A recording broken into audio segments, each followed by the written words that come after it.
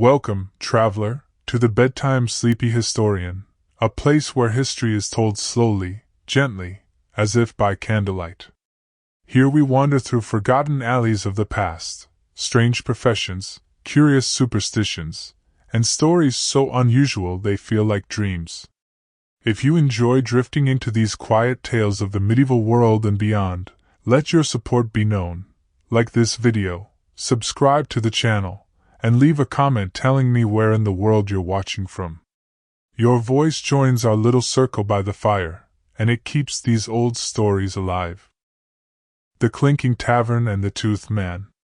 In a smoky corner of the Red Stag Tavern, where the rafters sagged with centuries of ale fumes and soot from the great hearth, a man known only as Master Odo sat polishing a pair of iron pliers. He was not a blacksmith, though he worked with iron. He was not a surgeon, though he cut. He was a tooth-puller, one of those rough practitioners who roamed from market to market, offering relief in the most brutal way possible, by yanking out the offending molar, root and all. The peasants trusted him in a manner halfway between reverence and dread. For though he had the tools and the stomach for pain, Odo carried with him something far more valuable than force. He carried beer. Not just the tavern's daily brew, but barrels he acquired from monasteries, where the monks brewed stronger, headier concoctions. When a tooth needed to come out, Odo would pour mugs of frothy ale down the throat of the unlucky sufferer, urging them to drink past reason. The pain dulled, the head swam, and before the body realized what had happened, the tooth was already clutched in Odo's blackened fingers. On this evening, the tavern was filled with murmurs about him. "He's here again," whispered a milkmaid, clutching her jaw where swelling puffed her cheek. "They say he pulled 3 teeth in the last village in less time than it takes to skin a rabbit." Odo lifted his head and scanned the crowd. He had a long nose, a scar across one eyebrow, and a grin missing 2 teeth of his own, an occupational irony he never explained. Beside him sat a small keg marked with a red cross. That was his strongest brew, what he called the Sleepy Stag. The tavern keeper, a broad man with arms like oak branches, approached. "Master Odo, we've 3 customers for you tonight. One already waiting in the yard. Shall I send her in?" Odo's smile widened. "Send her. And fetch 2 mugs. The keg breathes better when it's shared." The first patient shuffled forward, an old woman wrapped in a shawl, her teeth like gravestones tilting in loose earth. She sat on the bench, trembling, and Odo poured her a brimming cup of beer. The crowd leaned closer, half fearful, half eager for spectacle. Odo raised his voice so all could hear. "Drink, mother, drink deep. Tonight, it is not pain that rules you. It is barley, it is hops, it is the mercy of beer." The old woman drank, foam sliding down her chin. The tavern air thickened with suspense as Odo's pliers gleamed by candlelight. The pull. The tavern grew hushed, as if even the smoke curling from the hearth paused in midair. Odo tilted his head, watching the old woman's hands tremble as she clutched the mug. Her lips glistened with foam, her eyes watering both from age and the strong brew. He leaned forward, placing a hand on her shoulder, steady but not unkind. "Good," he muttered. "Another sip. Let it weigh your eyelids. The tooth will be lighter than your dreams." The crowd shifted. A few lads in the back grinned, nudging each other, eager for the drama. A peddler crossed himself. The milkmaid who'd whispered before covered her mouth, half in horror, half in anticipation. Odo reached into a leather pouch at his belt and withdrew his pliers, an iron tool blackened with use, its jaws filed sharp.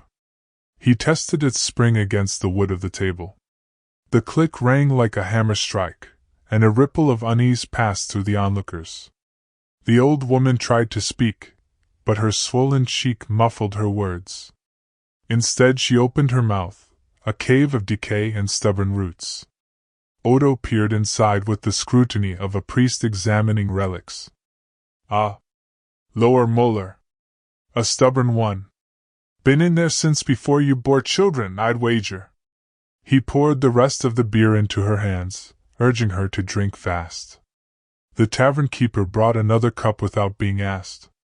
The woman's breath slowed, her eyes glazing, her lips falling slack.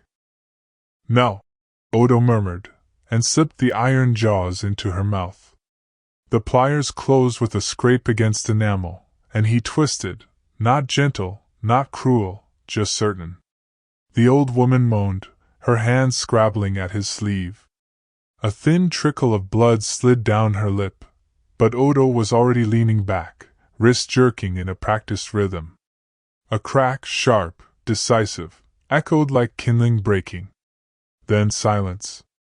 Odo lifted the tooth high for all to see, crooked yellow, roots curled like a claw. The tavern erupted.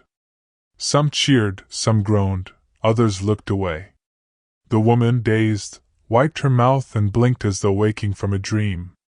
Odo set the tooth on the table, tapped it with his pliers, and announced, "The beer has done its work.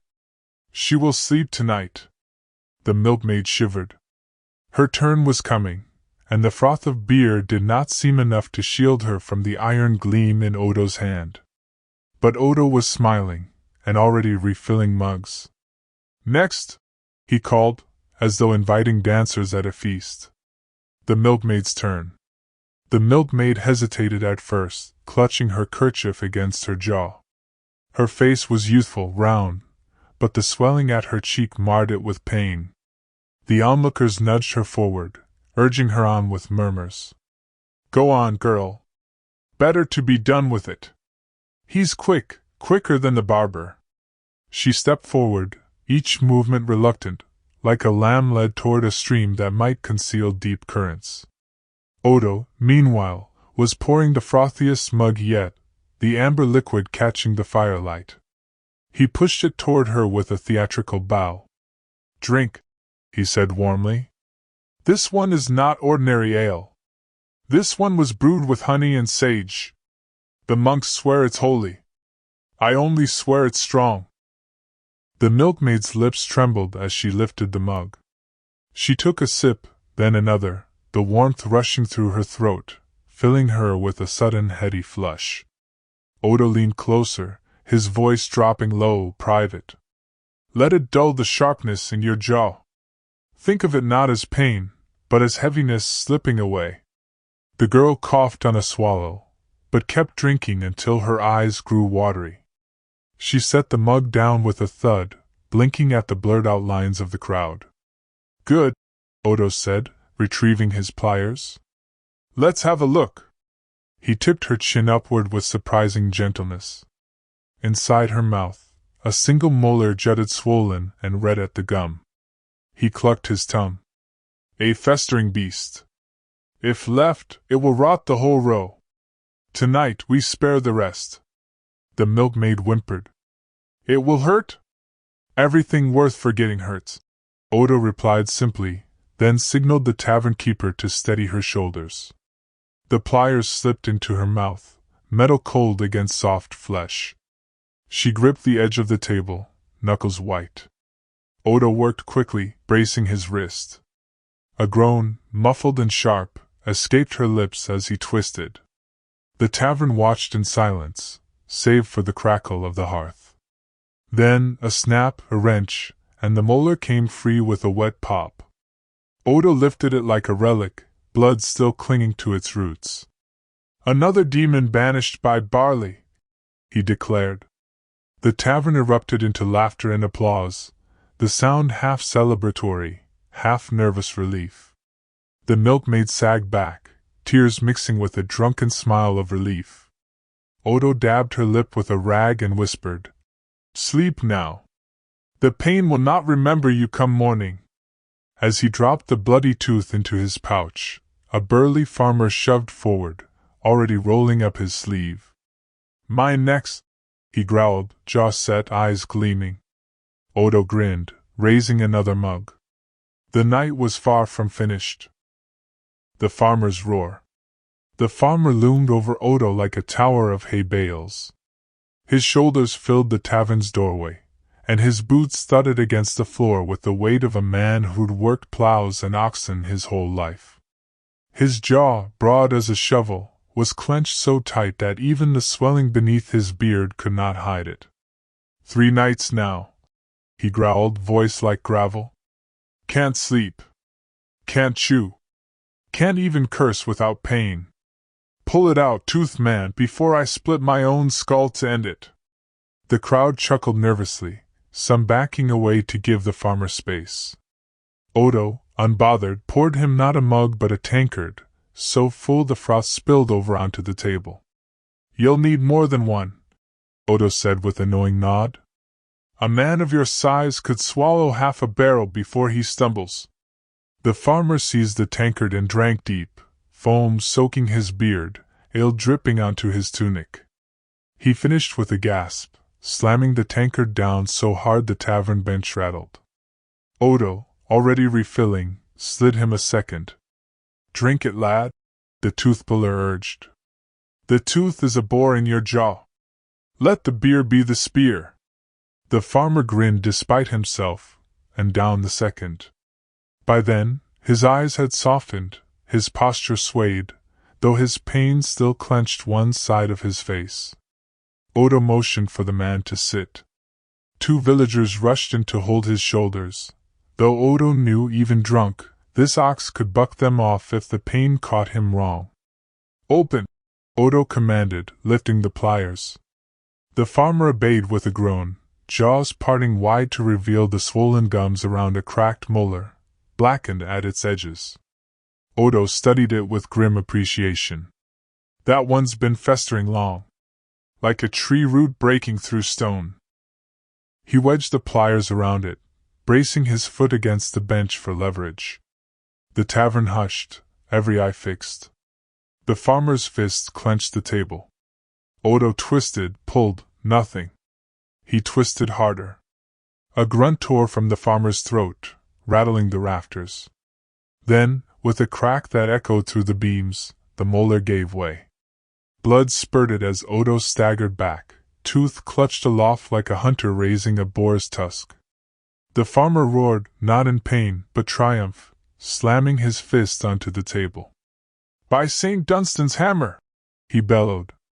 The beast is gone! The tavern erupted, mugs raised high. Odo wiped the bloody tooth on his sleeve, slipped it into his pouch, and took a bow as though on stage. But in the farthest corner, a shadowed figure watched silently, arms folded. A man in a dark cloak, his expression unreadable. While the crowd cheered, his eyes lingered not on the farmer, but on Odo's pouch of teeth. The cloaked man. The cheering died down as the farmer staggered to the hearth, already demanding another tankard to wash down the ache. Odo, flushed with ale and victory, wiped his brow and turned toward the tavern keeper. 3 done, and the night's still young. Who's next? A wench with a whispering molar? A baker with a crumbling tooth? But the next voice did not come from the crowd. It came low, steady, from the corner. I'll have words with you first. The man in the dark cloak rose, stepping from the shadows into the fire's glow. His hood fell back just enough to reveal a sharp nose, pale skin, and eyes like river stones, gray, cold, unblinking. He carried no tankard, no laughter, only silence that pressed against the noise of the tavern until the crowd shifted uneasily. Odo raised an eyebrow. Words? Not a tooth. Perhaps both, the man said. His gaze flicked to the leather pouch at Odo's belt. You keep them all. The tavern stirred, whispers fluttering like startled birds. Odo touched the pouch absently. Inside it rattled the harvest of his trade, cracked, crooked, blood-stained relics of suffering. He grinned, trying to turn the tension to jest. Souvenirs, I. Some men keep coins, some bones of beasts. I keep the spoils of jaws I've conquered. But the cloaked man did not laugh. He stepped closer, voice dropping low. There are whispers, Toothpuller, that you sell them. that certain apothecaries in the city pay well for human ivory ground to powder. The tavern fell silent. Odo's grin faltered, just for a moment. Then he leaned back in his chair, feigning ease. Whispers are as cheap as tavern smoke. I keep them because they remind folk that pain is no match for Odo's hand. Nothing more. The man's eyes narrowed. We shall see. He drew back his cloak, revealing a purse heavy with coin. The sound of shifting metal filled the space. I require a service. A tooth removed. But not mine. The crowd murmured uneasy. The milkmaid crossed herself. Odo tilted his head, suddenly wary. And whose tooth would that be? The cloaked man's lips curled in something not quite a smile. A noble's. One who cannot be seen in daylight with swelling at his jaw. He sent me here to fetch you. You will come before dawn. The farmer, half-drunk, barked. The toothed man doesn't serve lords. He serves us folk who bleed on the fields. But Odo said nothing. He simply stared at the coins, then at the man, and for the first time that night, his laughter did not come. The noble's summons. The tavern air thickened, ale-fueled laughter thinning into wary silence. Even the hearth seemed to crackle more softly, as though it too listened. Odo drummed his fingers on the table, his grin gone, his face unreadable in the flickering firelight. The cloaked man placed the purse of coins down on the wood with a soft thud. A night's labor, paid thrice what you earned from peasants' jaws. And a noble's favor besides. Refuse, and he'll hear of it. Accept, and you may drink yourself into old age without pulling another tooth if you wish. Odo lifted the purse, weighing it in his palm. The coins clinked, rich and heavy. His eyes flicked to the crowd, to the milkmaid with her swollen cheek, the farmer still wiping blood from his beard, the old woman nodding in drunken sleep. These were his people, the ones who knew him as a strange sort of savior. I'm no court barber, Odo said finally, his tone edged. And nobles don't care for a toothpuller's touch. They've got surgeons with cleaner hands than mine. The cloaked man's gray eyes gleamed. And yet the noble sent me for you. He's heard of your methods. He cannot risk the city surgeon's gossip. Too many tongues in too many gilded halls. You, Odo, are discreet. That word, discreet, seemed to hush the tavern even further. The farmer scowled, muttering into his ale. The milkmaid whispered a prayer. Odo slipped the purse into his pouch of teeth, the jangle of coin meeting the rattle of bone. Where? The cloaked man smiled thinly. Ride with me before the cock crows. The manor lies 2 valleys east. I'll lead the way. The tavern keeper slammed his fist against the bar. You drag him from honest work for some lord's swollen jaw? Leave the man be. But Odo stood, stretching his back. He looked once more at the crowd, then shrugged. Teeth are teeth, whether they grow in a plowman's skull or a noble's. His voice carried a strange weariness, as though the coins had already bought more than his labor. He gathered his tools, the pliers clinking softly as he packed them away. The cloaked man turned, already striding toward the door. Odo followed, but paused in the threshold, looking back at the tavern one last time. Drink deep, he told them, lifting a final mug. Tonight belongs to beer. Tomorrow, who knows? And with that, he disappeared into the night, leaving the tavern buzzing with whispers of nobles' secrets, and the toothpuller who had been summoned beyond the fields. The road to the manor. The night air was sharp and damp, carrying the smell of wet earth and chimney smoke from distant cottages. Odo pulled his cloak tighter as he followed the cloaked man down the rutted road. Behind them, the tavern's glow shrank to a flicker, swallowed by the hills. Ahead, the moon hung low, pale as bone, casting long shadows over the hedgerows. Neither spoke at first. The only sounds were the crunch of boots and the occasional rattle of iron from Odo's satchel. At last, Odo broke the silence. "So tell me," he said, his voice casual but edged with suspicion. "What noble sends a stranger to fetch a tavern tooth-puller when he's got surgeons at beck and call? Seems a strange favor to ask of a man like me." The cloaked man's steps did not falter. "My master has no love for city surgeons. Too proud, too curious, too eager to carry tales. Your hands are rough, yes, but quick. He's heard of your talent with beer." Odo chuckled dryly. "Aye, my barrels do half the work. Makes me wonder, will your lord sip from my keg like a farmer, or does he expect wine in a gilded cup?" No answer came, only the sound of the night owl somewhere in the trees. The silence pressed against Odo, prickling the hairs on his neck. They passed through a copse of birch trees, the moonlight slanting silver across the path. Odo's thoughts drifted as he walked, back to the pouch at his side. The coins weighed heavy, but the teeth rattled louder, as though reminding him who he was. A tooth-puller, nothing more. Yet the cloaked man's words gnawed at him, discreet. Chosen. Summoned. At last, the road widened, and the manor appeared, a hulking silhouette on the hillside, its towers jagged against the sky. No torches lit its gate, no laughter spilled from its halls. It seemed more tomb than home, its windows dark hollows, its walls glistening with damp.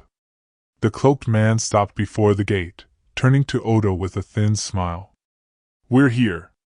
He rapped on the iron, 3 measured knocks that echoed through the night. Slowly, the gate creaked open, and a servant holding a lantern peered out, his face pale and pinched. "Bring him in," the servant whispered.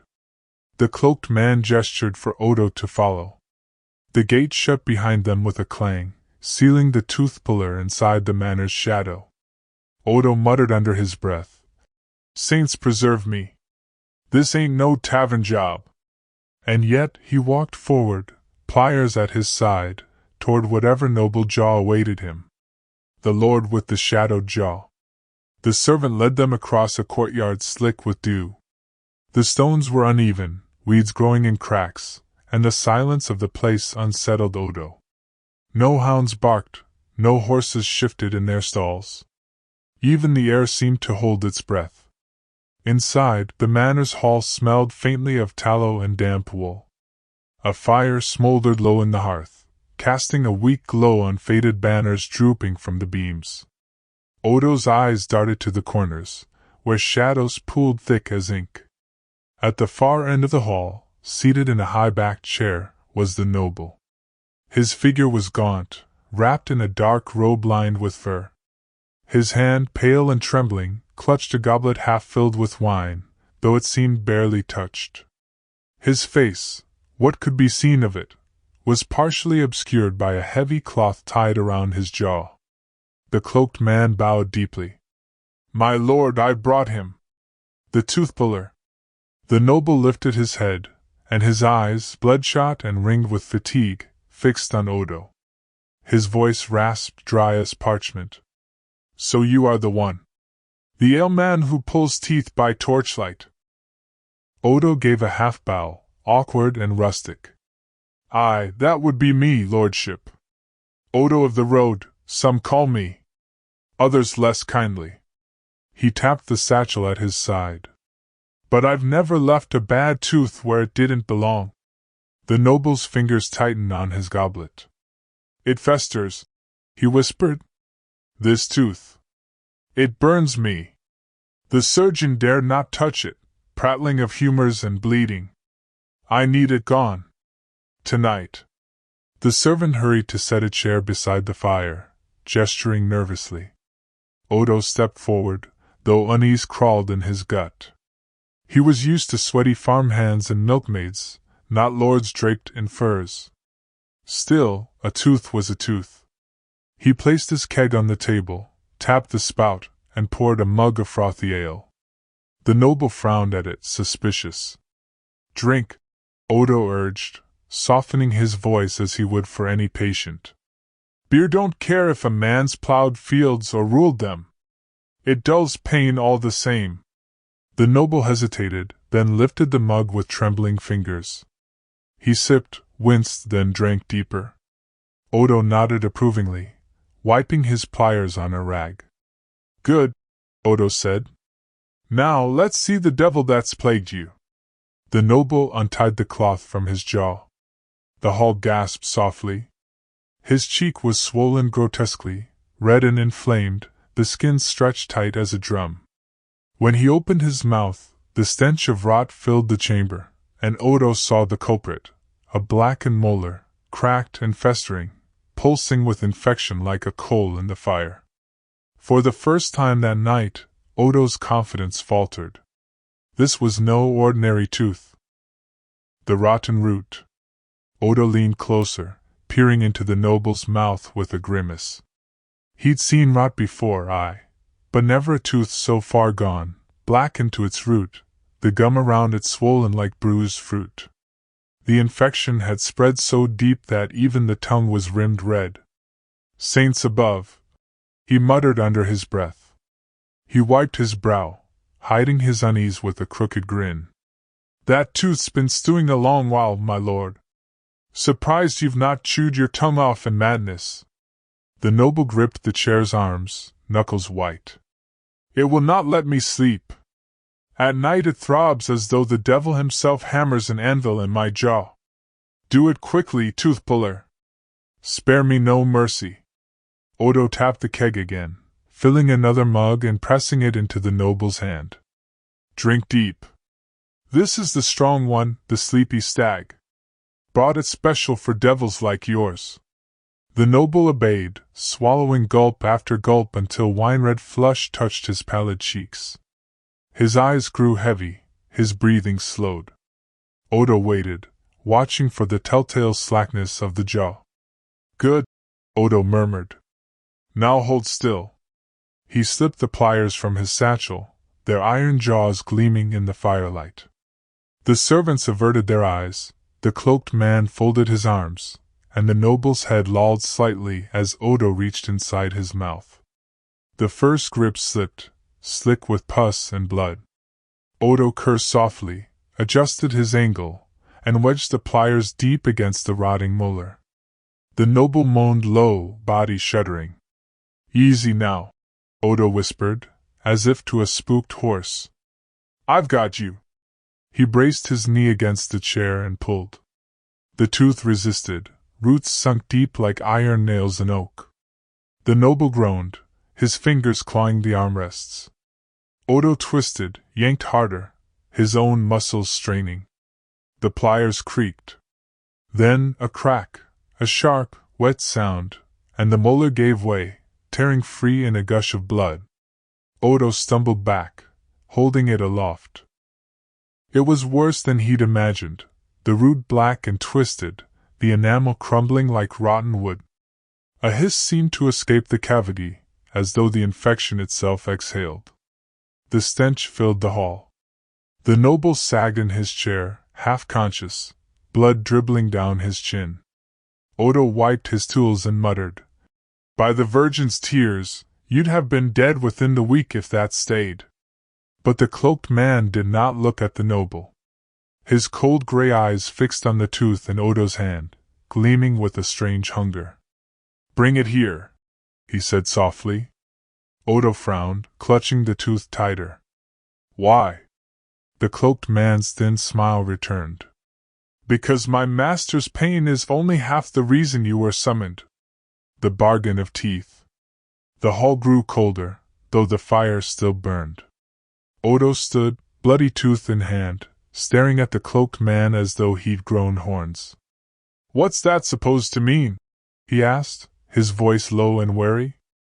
I came to pull a tooth, not peddle relics. The noble stirred in the chair, moaning faintly, but too drunk and exhausted to protest. His servants rushed to dab his bleeding mouth with cloths, their eyes wide, frightened not of the pain, but of the exchange unfolding. The cloaked man stepped closer, his voice dropping to a conspiratorial whisper. You think me fool enough to fetch a tavern puller for coin alone? No, Odo. It is your pouch that drew us.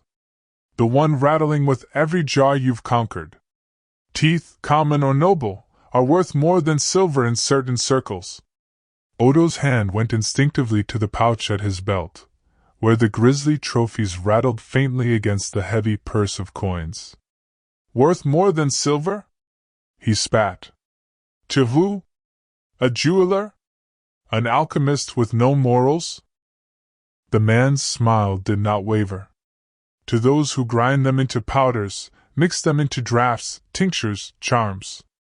To apothecaries who promise strength, virility, even protection from plague. And noble teeth, he gestured toward the bloody molar in Odo's hand, are the rarest of all. A root steeped in privilege fetches a king's ransom. The servants gasped softly. Odo's stomach twisted.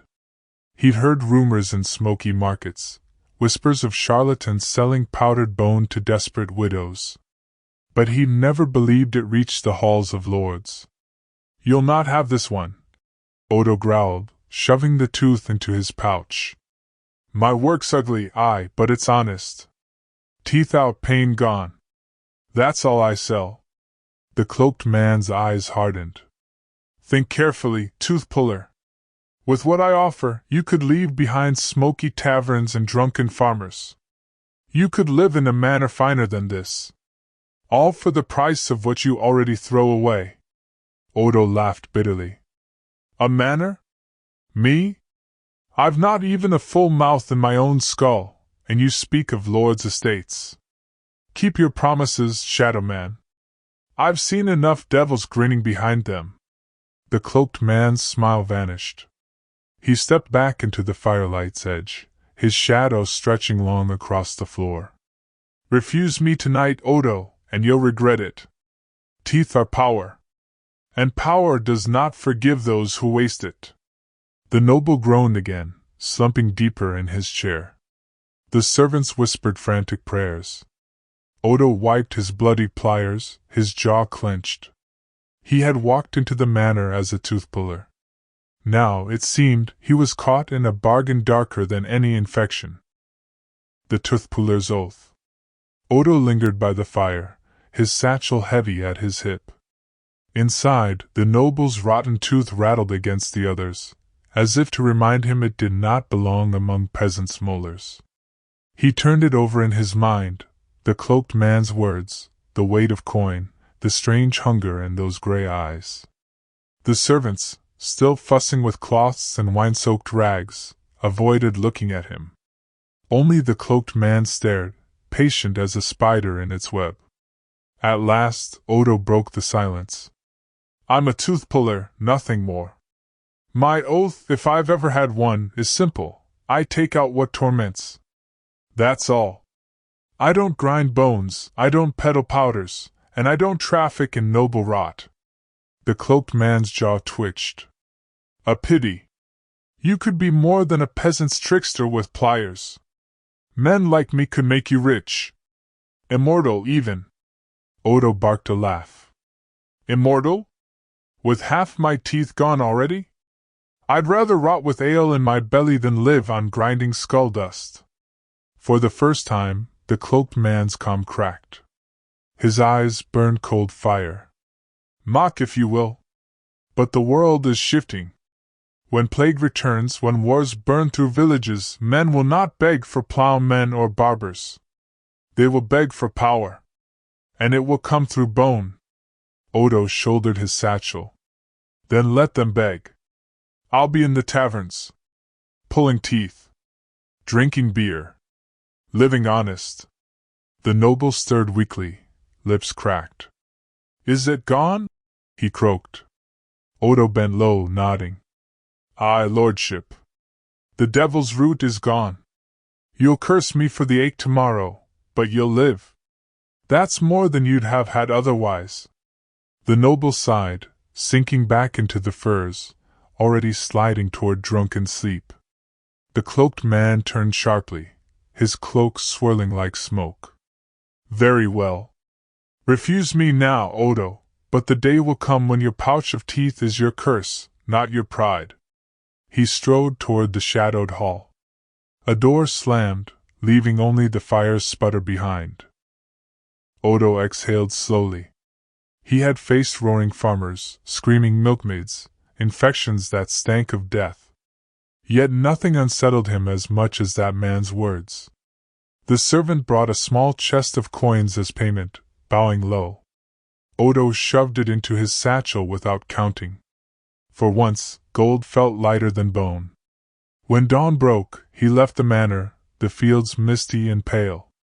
But the rattling in his pouch followed him down the road, like teeth whispering secrets he did not want to hear. Whispers in the pouch. By the time Odo reached the village road, the sun was low and gray, its light struggling through the mist. His boots squelched in the mud, his breath clouding in the chill. Yet for all the morning sounds, the caw of rooks, the creak of wagon wheels, he heard only the faint rattle at his hip. The pouch. It swung against his side with every step, coins and teeth jostling together. Normally the sound comforted him, proof of a night's labor, of jaws bested. But now each clink seemed to carry a voice, a murmur, almost words. Wasted, wasted, wasted. Odo shook his head hard, muttering, "Too much beer, that's all. Too much sleepy stag last night." He patted the pouch, as though to hush a child. "Quiet now. You've done your work." But the rattling only grew sharper when he passed beneath the old willow by the crossroads. A gust of wind sent its branches thrashing, and Odo could swear he heard laughter, dry, clicking laughter, like teeth chattering in winter. He stopped, pulling the pouch into his hands. He loosened the drawstring, peering inside. Teeth. Dozens of them. Crooked, yellow, some broken, some whole. And among them, darker than the rest, the noble's rotten root. Its blackened enamel gleamed slick in the weak light. For a heartbeat, Odo thought he saw it move. He snapped the pouch shut, his palms slick with sweat. "Enough," he hissed. "Your bone. Nothing more." But his steps quickened. He felt eyes on him, though the road was empty. His mind returned to the cloaked man's words, "Teeth are power." By the time the village roofs appeared through the fog, Odo was nearly running. He made straight for the Red Stag Tavern, its sign swaying in the wind. He shoved the door open, the familiar warmth and smell of ale rushing to meet him. The tavern keeper looked up from the bar, eyebrows raised. "Back already? Thought you'd be feasting at a noble's table by now." Odo dropped onto a bench, setting his satchel down with a heavy thud. "Pour me something strong," he muttered. "And don't ask what I've seen." The tavern keeper poured. The crowd leaned closer, sensing a story.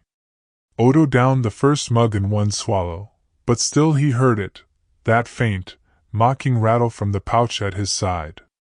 And when the milkmaid crept forward, clutching her still swollen jaw, and asked, "Master Odo, will you pull another tonight?" he almost said no. Almost. The tavern extraction. The Red Stag's fire crackled, throwing shadows across the timbered walls. Villagers clustered near Odo's bench, drawn like moths. Word of his noble service had already leaked through the village, embroidered with rumor, that he'd saved a lord's life, that he'd wrestled death itself, that he'd been offered a manor in return. Odo scowled at the exaggerations but said nothing. A good toothpuller knew when to let silence make him larger. The milkmaid stood before him, cheeks flushed from pain and embarrassment. She wrung her kerchief in her hands, teeth clenched. "It's the back one," she whispered. "Feels like fire in my skull." Odo leaned back, mug in hand. "Have you coin?" She shook her head. The room hushed. Odo sighed. "Then have beer." He raised his mug toward the barkeep. "Another, strong as you can spare." The tavern erupted in laughter. A dozen mugs were filled, foaming, and pressed into the girl's hands. "Drink," Odo commanded. "Drink till the ache dulls or your tongue trips." She obeyed, each swallow met with cheers. The tavern loved this part, the ritual, the courage found in ale. Odo rolled his shoulders, pulling out his iron pliers. They caught the firelight, glinting wickedly. The milkmaid swayed, eyes glassy now. Odo tilted her chin, prying her mouth open with rough hands. The tavern leaned forward, 100 breaths held. The tooth was there, swollen gum, a blackened root buried deep. Odo braced himself, hooked the iron, and pulled. A scream tore the air, muffled by his hand.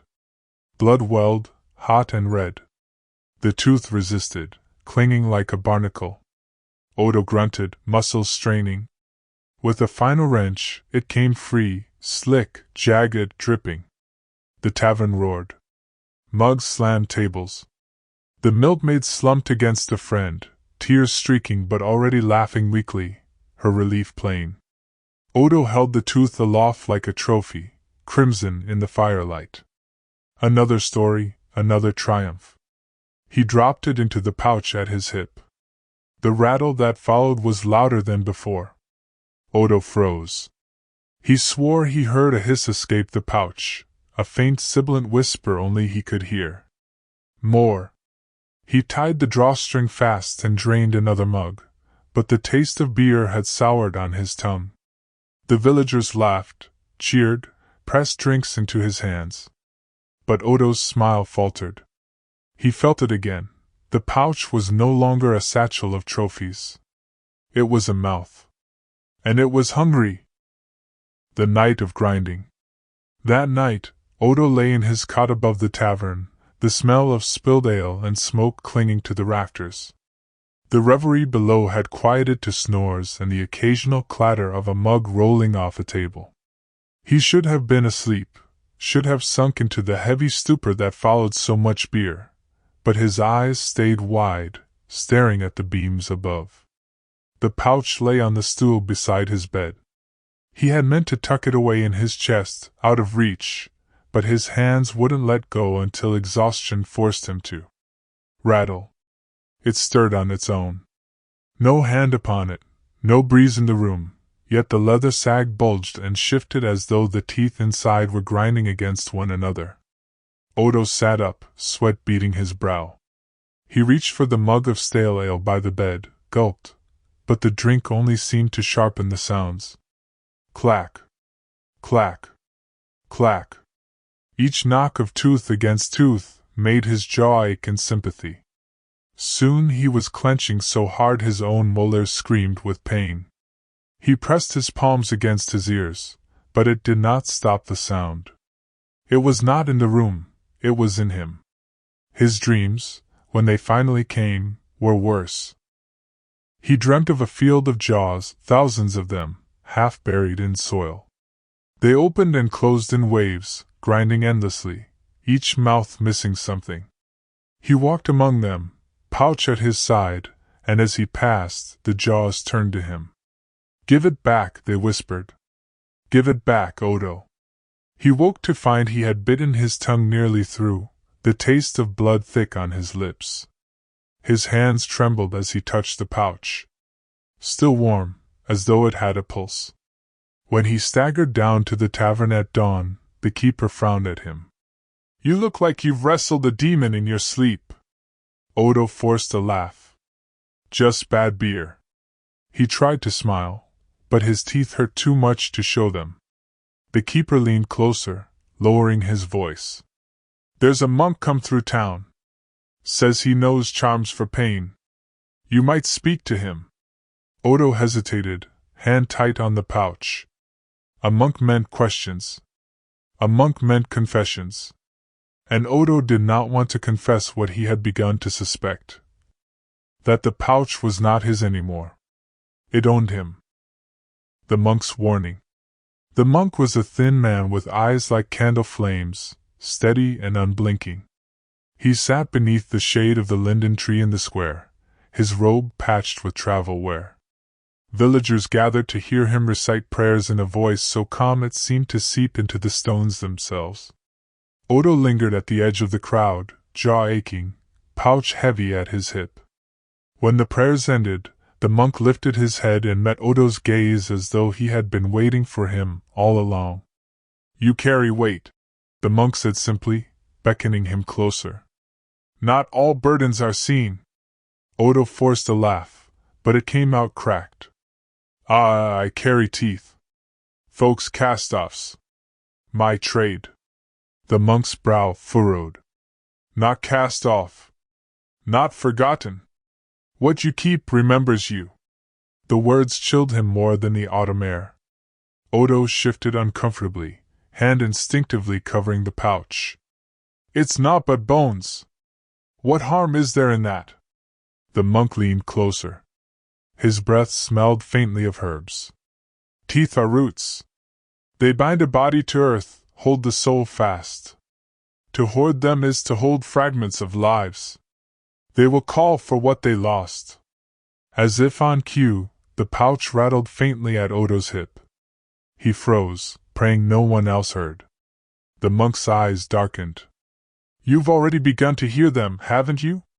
Odo swallowed hard, throat dry. "And if I have?" "Then you must return them," the monk said, voice grave. "Bury them, burn them, scatter them to the river. But do not keep them. For every night you do, the roots will grow deeper, and one day they will not let you go."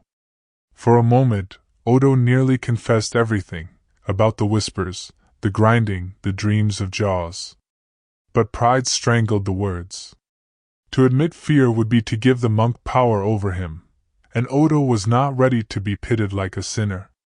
Instead, he forced a grin, though his teeth throbbed. "I'll think on it, holy man.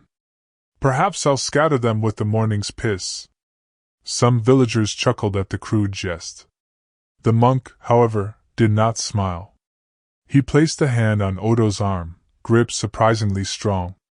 "Mock me if you must," he said softly. "But when the night comes and you feel their bite, remember I warned you." That night, Odo dreamed again, not of fields of jaws, but of his own mouth, yawning wide, teeth falling loose one by one into the pouch that never seemed to fill. And when he awoke, one of his molars was missing. It was in the pouch. The first tooth. Odo stared at the pouch in horror, his hands trembling as though they no longer belonged to him. He tipped it onto the table, teeth spilling out in a pale cascade. Some yellowed, some cracked, some jagged with their roots still clinging. Among them all lay one he knew too well, the molar that had sat at the back of his own jaw, chipped years ago on a bone in stew. His tongue slid unconsciously to the empty space in his mouth. The wound was raw, the socket still bleeding, but he had felt no pain when it left him. Only now, seeing it among the others, did the ache spread through his skull. He whispered to himself, voice hollow. "It takes mine now." The thought made his stomach lurch. He tried to throw the tooth back into his mouth, pressing it against the gap as if it might root itself again. But it fell, rolling across the table and clicking against another. That sound, sharp, deliberate, sent shivers through him. The pouch pulsed as if breathing. In a surge of panic, Odo scooped the teeth back inside, tied the cord tight, and shoved it under his cot. He told himself it was done, out of sight, locked away. But even as he tried to steady his breath, a new thought needled him. What if more of his teeth were already marked? The day passed in a haze. Villagers came for his services, an old woman with an abscess, a boy too frightened to open his mouth, but Odo found his hands shaking on the pliers. The boy cried so hard he nearly bolted, and Odo snapped, yelling at him to sit still. The mother pulled him away, muttering curses under her breath. Word would spread. That evening, he drank harder than he had in years. Mug after mug, until the tavern's hearth blurred into a molten glow. But no amount of beer dulled the sense that something was gnawing at him from the inside. When he stumbled to bed, he found the pouch not under the cot but on the pillow, tied neatly as though placed there by careful hands. And when he untied it in dread, he saw not only the villager's teeth but another fresh one of his own. A front incisor. He had not even felt it go. The rot within. The next morning, Odo awoke with his mouth full of the taste of iron. His tongue darted nervously across his gums, searching for absence. The front incisor was gone, the gap cold and strange, his whistle breath faintly hissing through it. His reflection in a pewter basin showed a man older than he remembered, with shadows under his eyes and a hollow smile he barely recognized. Panic boiled beneath his ribs. He swore he would be rid of the pouch, burn it, crush it, scatter it. Yet when he reached for it, his hand refused to obey. It was as if some deeper instinct, not his own, clutched his wrist and said, "No. Not yet." He carried on with his trade in a daze. A farmer came to him, complaining of an aching tooth that made chewing unbearable. Odo heated his iron, prepared his pliers. But as the farmer sat, mouth wide, Odo's gaze fixed not on the rotten molar but on the rows of healthy white teeth beside it. Perfect, gleaming, untouched. He felt saliva pool in his mouth. For a terrifying instant, he wasn't thinking of pulling one. He was thinking of keeping them all. He snapped his eyes shut, forcing his hand steady, ripping out the one tooth required and dropping it into the bowl. Yet instead of relief, a hunger gnawed at him, a furious need to pocket the whole set. When the farmer left, Odo reached for the pliers again, shaking, as though he might tear into his own mouth just to quiet the craving. That night the voices were louder. Not whispers, but grinding choruses, like a millstone turning in the dark. He pressed the pillow to his ears, but still they chewed through his skull. "You are ours now. Root and bone. You keep us. We keep you." Odo stumbled from bed, desperate, pouch clutched in his hands. He staggered to the hearth and flung it into the flames. For a brief, glorious moment, he thought it was over. The fire hissed, the cord burned, and the teeth crackled like chestnuts in the embers. Then, from within the blaze, they began to scream. Not high or shrill, but deep, like stone grinding against stone, jaws closing on iron. He clapped his hands over his ears, sobbing, as smoke poured upward, filling the cottage with the smell of rot. When the fire died down, the pouch sat in the ashes, untouched, every tooth still inside. And on the floor beside it lay another of his own. A canine, sharp and gleaming, as if freshly plucked. The collector. By dawn, Odo's lips were split with fevered muttering. He could not sleep, nor could he eat. Every bite of bread turned to sand in his mouth, scraping against the gaps where teeth had once been. His gums ached, throbbing as though something pushed outward from beneath the flesh. He avoided the tavern. He avoided the market. He wrapped his face with a cloth, claiming he had caught some chill of the jaw, though he knew the villagers had already begun to whisper. A man who could not keep his own teeth had no business pulling others. But he could not stop. The pouch demanded. He found himself prowling after dark, lantern dimmed, slipping into cottages where doors were left loose. He told himself he was checking on patients, but his fingers always reached for mouths, parting lips of sleepers. Once, when his trembling hand lingered too long near a girl's cheek, her father woke, and Odo barely escaped with his life. He laughed afterward, laughed and wept, for he had not even taken a tooth. Still, he grew more cunning. By day, he pretended to ply his trade, offering extractions for free. By night, he dreamed of rows of teeth, perfect ivory towers. The more he added to the pouch, the more it seemed to breathe beneath his bed, swelling with a life of its own. One evening, as he staggered home, a boy stopped him on the lane. Barefoot, thin as a reed, the child grinned wide, too wide. Every tooth in his head was perfect, gleaming like polished bone. "You've been chosen," the boy said, voice low and steady. "You're the collector now." Odo stumbled back. "Who are you?" The boy smiled wider. "The first. The one who began. I gave mine willingly, so the pouch would live. Now it needs yours. All of yours." Odo shook his head, clutching the pouch to his chest as though it were shield and curse alike. "No. I won't give more." The boy laughed softly, with the brittle sound of clattering molars. "You already are." And Odo felt, in that moment, a loosening inside his mouth. A grinding, shifting, as though the roots beneath his gums were untying themselves, eager to fall into the pouch without his help. He ran, teeth rattling like dice in his skull. The empty smile. Odo did not remember reaching his cottage. He only knew he was there when he found himself on the floor, knees pressed into the cold boards, the pouch clutched so tightly that his fingernails tore crescents into the leather. His breath rattled through the gaps in his teeth, more gaps now, far more than the night before. He spat into the bowl he kept by the hearth, and two small white shapes clinked against the metal. His own again. He screamed, but the sound was hollow, like wind through a ruined chapel. The pouch trembled in his hands, as if filled with wings, or breath, or the gnashing of invisible jaws. He dared to open it. Inside, the teeth no longer lay still. They rolled, clicked, shifted against each other like stones in a restless tide. Some were not even teeth he recognized, fangs yellowed with age, molars the size of walnuts, shards blackened by fire. They gleamed wetly, as though fresh from living mouths. "No more," he begged. His voice cracked.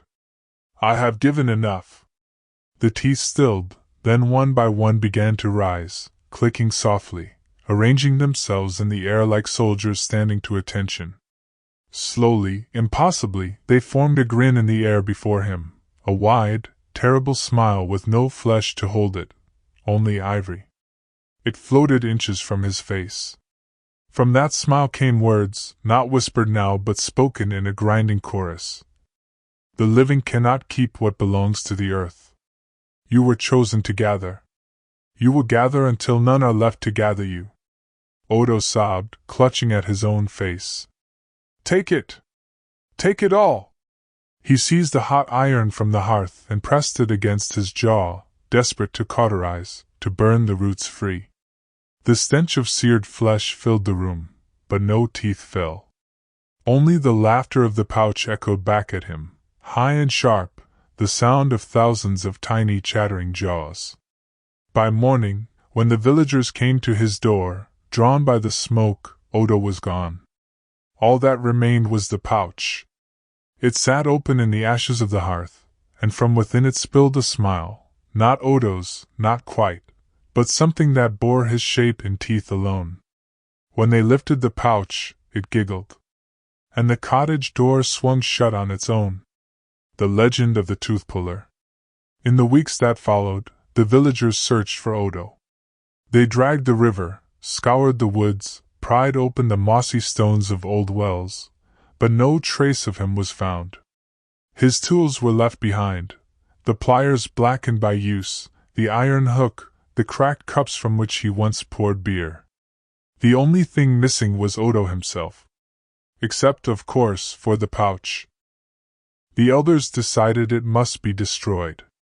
They carried it to the church, where the priest, an old man with hands that shook as he blessed the wafer, set it on the altar and declared he would burn it with holy fire. But when the torch was lowered, the pouch did not catch. Its leather writhed like living flesh, and the teeth inside chattered so loud the rafters seemed to shiver. The flame bent sideways, guttered out, and the priest himself collapsed with a sudden, terrible scream, clutching his jaw. When they lifted him, every tooth in his mouth was gone. The pouch lay at his side, swollen, heavy, satisfied. From that day forward, no one dared touch it. They placed it in a chest of iron, sealed with chains, and buried it deep beneath the old cemetery. Some said they could still hear it, faintly, at night, the sound of grinding, clicking, the restless gnawing of bone on bone. Years passed, then centuries. The story became a warning told to children. Don't mock the toothless beggar. Don't laugh at the drunk who stumbles with his ale. Don't open the mouth of a corpse after midnight. And never, never, accept a pouch of teeth. For the toothpuller still wanders, some say. Not Odo himself, for his body was claimed long ago, but something that wears his hunger.